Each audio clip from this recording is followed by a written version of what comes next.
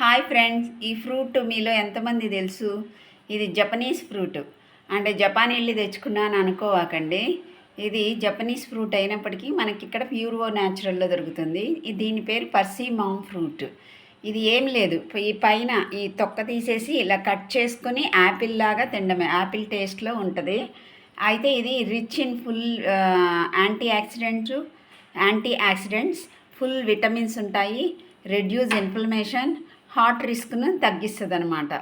So ఈ పండు తినడం వల్ల ఇన్ని ఉపయోగాలు ఉన్నాయి. దీని టేస్ట్ వచ్చి యాపిల్ టేస్ట్ లాగా ఉంటుంది. దీని పేరు పర్సిమా ఫ్రూట్.